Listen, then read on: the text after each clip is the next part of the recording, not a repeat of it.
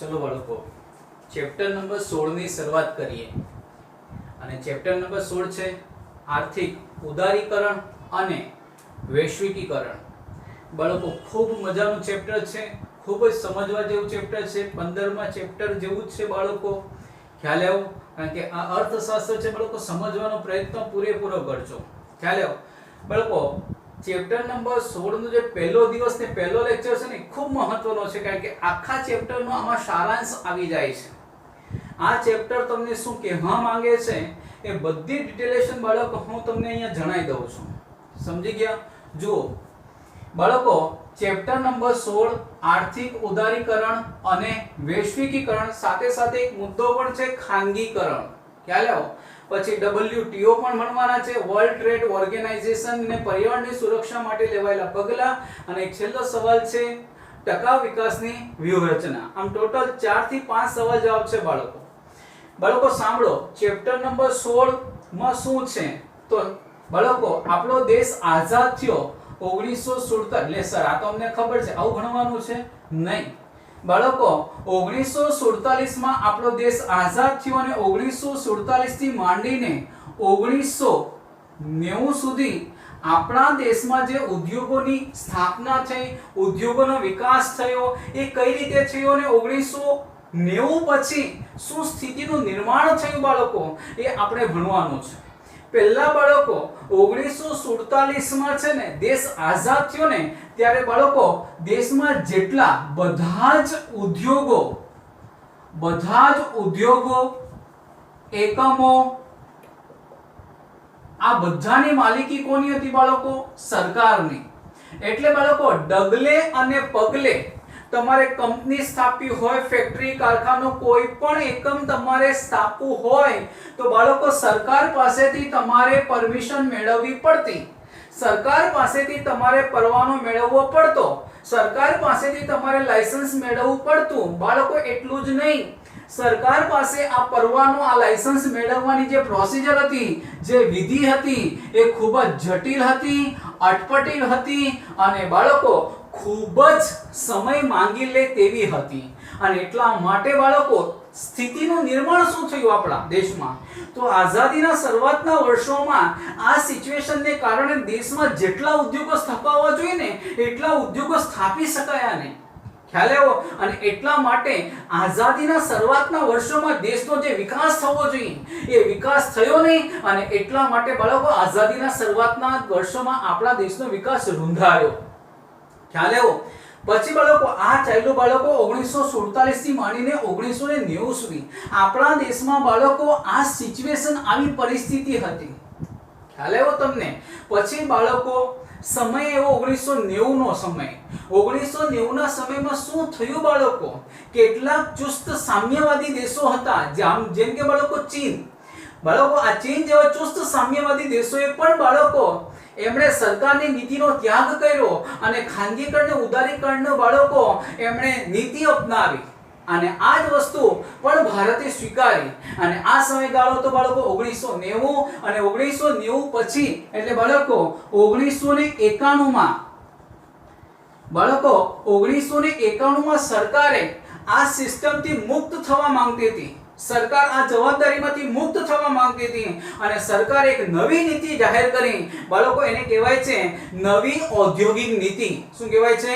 નવી ઔદ્યોગિક નીતિ બાળકો। પરીક્ષામાં અવારનવાર સવાલ પૂછાય છે, ભારત સરકારે નવી ઔદ્યોગિક નીતિની ઘોષણા કે નવી ઔદ્યોગિક નીતિ ક્યારે અમલમાં મૂકી? તો 1991 માં। ખ્યાલ આવ્યો?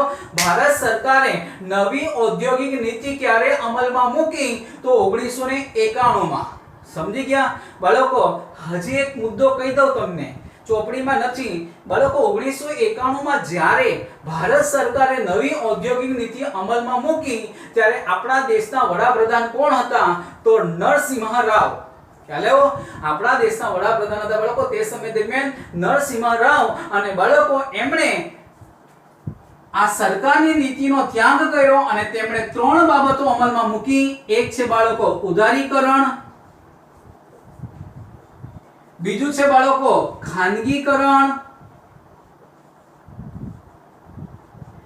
અને બાળકો ત્રીજું છે વૈશ્વિકીકરણ. તો આ ત્રણ બાબતો અમલમાં મૂકી છે.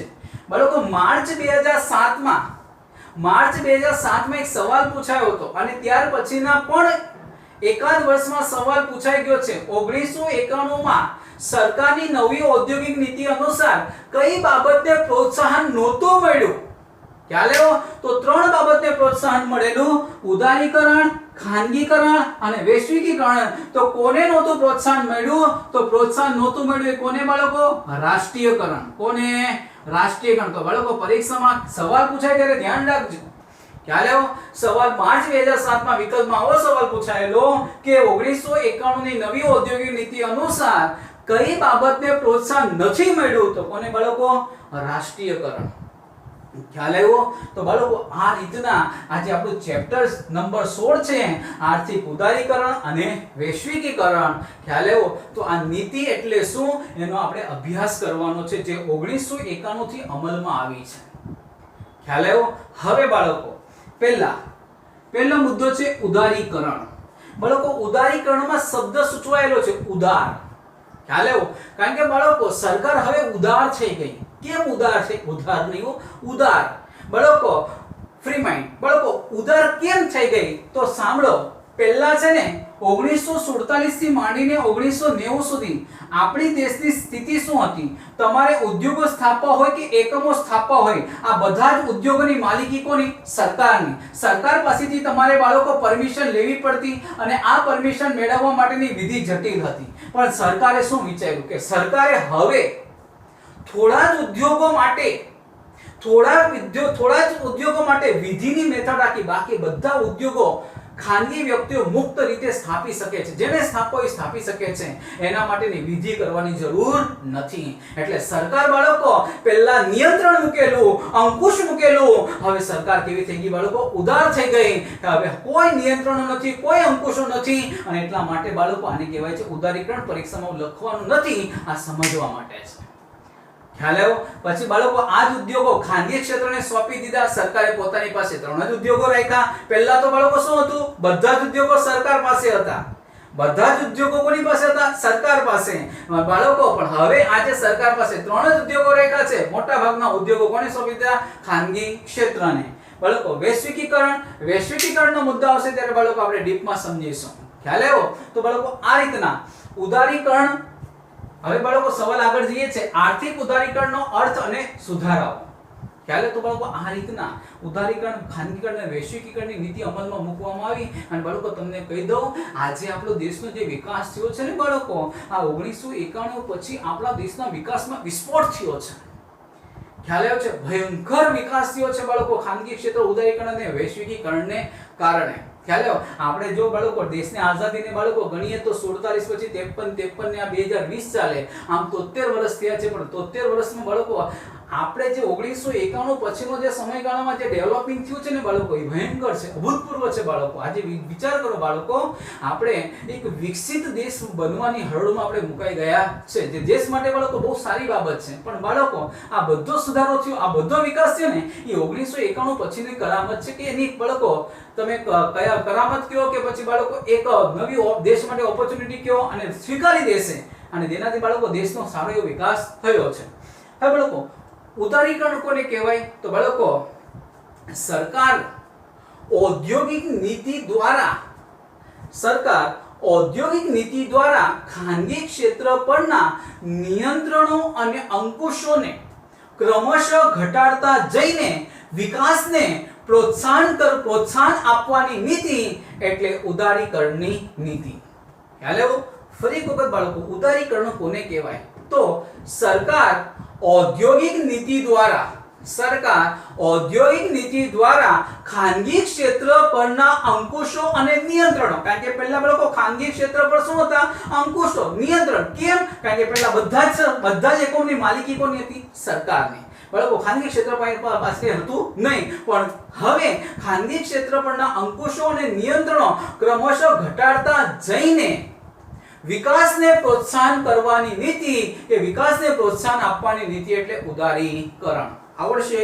ફરી એક વખત બાળકો ઉદારીકરણ કોને કહેવાય? તો સરકાર ઔદ્યોગિક નીતિ દ્વારા, ઔદ્યોગિક નીતિ એટલે કે બાળકો 1991 માં જે ઉદ્યોગો ક્ષેત્રની જે નીતિ હતી એમાં જે ફેરફાર કરવામાં આવ્યો તે સરકાર ઔદ્યોગિક નીતિ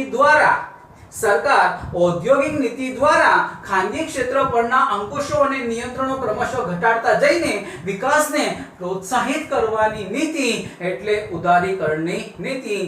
લાસ્ટ એન્ડ ફાઇનલ બાળકો કે ઉદારીકરણ કોને કહેવાય? તો સરકાર ઔદ્યોગિક નીતિ દ્વારા ખાનગી ક્ષેત્ર પરના અંકુશો અને નિયંત્રણો ક્રમશઃ ઘટાડતા જઈને વિકાસને પ્રોત્સાહન આપવાની નીતિ એટલે ઉદારીકરણની નીતિ. આવડશે બાળકો? ચોપડીમાં બહુ સુવ્યવસ્થિત અર્થ આપ્યો છે, તમે ટેલી કરી શકો છો. ત્યાર પછી બાળકો આર્થિક ઉદારીકરણમાં કયા કયા સુધારાઓ થયા? બાળકો આ આખો સવાલ તમને 3 માર્ક્સમાં પૂછી શકાય, જેમાં અર્થનો 1 માર્ક્સ હોય, સુધારાના 2 માર્ક્સ હોય. ખ્યાલ આવ્યો? સમજો બાળકો. પહેલો, 18 ઉદ્યોગો જાહેર સાહસો માટે અનામત હતા.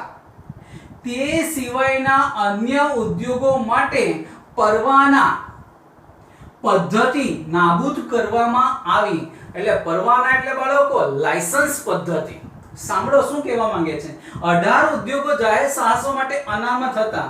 તે સિવાયના અન્ય ઉદ્યોગો માટે પરવાના પદ્ધતિ નાબૂદ કરવામાં આવી. પહેલા તો કેવું હતું બાળકો? દેશમાં જેટલા ઉદ્યોગો હતા ને, દેશમાં જેટલા ઉદ્યોગો, ટોટલ ઉદ્યોગો માટે બાળકો સરકારની શું હતી બાળકો? પરવાના પદ્ધતિ. પરવાના પદ્ધતિ એટલે સરકાર પાસેથી તમારે લાયસન્સ મેળવવું પડતું હતું. પણ આજે સરકારે માત્ર કેટલા ઉદ્યોગો માટે? માત્ર 18 ઉદ્યોગો. ખ્યાલ આવ્યો? સરકાર કે માત્ર 18 ઉદ્યોગો એવા છે કે તમારે એ ઉદ્યોગ સ્થાપવું હોય તો સરકારની પરમિશન લેવાની આવશ્યકતા છે. પણ પહેલા તો બાળકો બધા જ ઉદ્યોગો માટે, નાનો ઉદ્યોગ હોય કે મોટો ઉદ્યોગ હોય કે મધ્યમ કક્ષાનો ઉદ્યોગ હોય, બધા જ ઉદ્યોગો માટે સરકારે બાળકો પરવાના પદ્ધતિ અમલમાં મૂકે નહીં. પણ બાળકો સરકારે હવે એવું નક્કી કર્યું તો કે હવે માત્ર 18 ઉદ્યોગો છે કે એ અમારી પાસે સિક્યોર રહેશે. તમારે ઉદ્યોગો સ્થાપી શકો છો, પણ એના માટે તમારે પરવાનો મેળવવો પડશે. બાકીના ઉદ્યોગો માટે પરવાનો મેળવવાની જરૂર નથી. ખ્યાલ આવ્યો? ટૂંકમાં બાળકો સરકાર પાસે પહેલા બધા ઉદ્યોગો હતા, હવે માત્ર સરકાર પાસે કેટલા રહ્યા? 18 ઉદ્યોગો. બાકીના ઉદ્યોગો માટે સરકાર પાસેથી લાયસન્સ મેળવવાની આવશ્યકતા નથી, મંજૂરી મેળવવાની જરૂર નથી. સરકાર શું થઈ ગઈ બાળકો? ઉદાર થઈ ગઈ. રેલવે, અણુ ક્ષેત્ર, સંરક્ષણ સિવાયના તમામ ક્ષેત્રો ખાનગી ક્ષેત્ર માટે ખુલ્લા મૂકવામાં આવ્યા. હા બાળકો, આજે જોજો પરવાના પદ્ધતિ કેટલા ઉદ્યોગો માટે? તો 18. અને સરકારે પોતાની પાસે કેટલા ઉદ્યોગો રાખ્યા છે? તો બાળકો 3 જ આવે. રેલવે, અણુ ક્ષેત્ર અને સંરક્ષણ. પહેલા તો બાળકો સરકાર પાસે બધા જ ઉદ્યોગો પોતાની માલિકીના હતા. પોતાની માલિકીના હતા બાળકો. પણ આજે સરકાર પાસે પોતાની માલિકીના ઉદ્યોગો માત્ર કેટલા? 3. એક રેલવે, અણુ ક્ષેત્ર અને સંરક્ષણ. બાળકો કારણ કે આ 3 ખૂબ જ જરૂરી છે બાળકો. રેલવે એ દેશની જીવાદોરી છે. અણુ ક્ષેત્ર અને સંરક્ષણ સિવાય બાળકો ક્ષેત્ર કોઈ દિવસ ખાનગીકરણ કરાય નહીં. નહીં તો બાળકો દિવાળીના સમયમાં છે, દિવાળીના સમયમાં બજારોમાં સ્ટોલ લાગી જાય, AK-47 સામે રિવોલ્વર ફ્રી. સમજી ગયા? કારણ કે ખાનગી ક્ષેત્રનું બાળકો આનો કોઈ દિવસ થાય નહીં અને કરાય પણ નહીં. કારણ કે દેશની સુરક્ષા સંકટમાં મુકાઈ જાય બાળકોને. એટલા માટે હંમેશા સરકાર પાસે જ રહેશે અને સરકાર પાસે જ રહેવું પણ જોઈએ. તો સરકાર પાસે બાળકો આજે કેટલા ઉદ્યોગો અનામત છે? તો 3. અને પરવાના પદ્ધતિ માટે કેટલા અનામત છે? તો 18. આ કાળજી રાખજો. ઉદ્યોગો માટેની ફરજિયાત નોંધણી પ્રથા રદ કરવામાં આવી. હા બાળકો, પહેલા ઉદ્યોગો હતા તો ઉદ્યોગો સ્થાપવા હોય તો બાળકો પહેલા સરકાર પાસેથી પરમિશન લેવી પડતી. સરકાર પાસેથી કંપની કે કોર્પોરેટ કે કારખાના કે ફેક્ટરી, તમારો એકમ હોય કે સાહસ હોય, નાનો ઉદ્યોગ હોય કે મોટો ઉદ્યોગ હોય, સરકાર પાસે તમારે એની પાસે રજીસ્ટ્રેશન કરાવવું પડતું, સરકાર પાસે નોંધણી કરાવવી પડતી. અને બાળકો આ નોંધણી કરાવવાની પ્રથા છે ને, આ નોંધણી કરવાની જે વિધિ છે ને બાળકો, એ ખૂબ જ કેવી હતી? જટિલ હતી.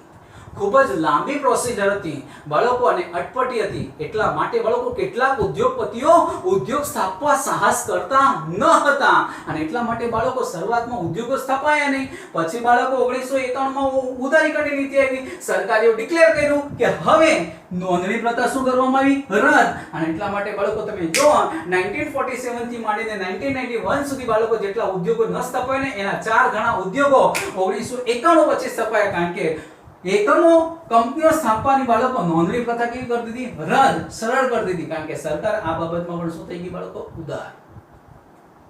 પ્રદૂષણ ન ફેલાય અને પર્યાવરણ માટે જોખમી ન હોય. હા બાળકો, એવા ઉદ્યોગો કે જે પ્રદૂષણ ફેલાવતા ન હોય, એવા ઉદ્યોગો કે પર્યાવરણ માટે જોખમી ન હોય તેવા ઉદ્યોગો સ્થાપવા માટે કેન્દ્ર સરકારની મંજૂરી મેળવવાની જોગવાઈ રદ કરવામાં આવી છે. હા બાળકો, એવા ઉદ્યોગો કે પ્રદૂષણ ન ફેલાવતા હોય અને પર્યાવરણને જોખમી ન હોય, પર્યાવરણની સુરક્ષા કરતા હોય, પર્યાવરણનું જતન અને સંરક્ષણ કરતા હોય એવા ઉદ્યોગો માટે તો આજે કેન્દ્ર સરકારની મંજૂરી મેળવવાની પણ જોગવાઈ શું કરવામાં આવી છે? રદ. એટલે કેન્દ્ર સરકાર પાસેથી તમારે પરમિશન મેળવવાની આવશ્યકતા હોતી નથી.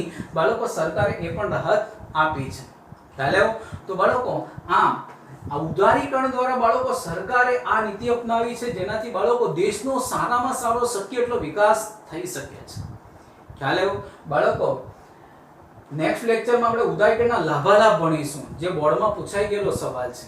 બીજું એક, આજે બાળકો તમારે આ સવાલ લખવાનો છે. ઉદારીકરણનો અર્થ આ નથી લખવાનો, કાળજી રાખજો, આ લખવાનું નથી, આ તમારે સમજવા માટે છે. ખ્યાલ આવ્યો? પણ ઉદારીકરણનો અર્થ અને સુધારાઓ તમારે હોમવર્કમાં લખવાનો છે. ખ્યાલ આવ્યો? નેક્સ્ટ લેક્ચરમાં મળીશું.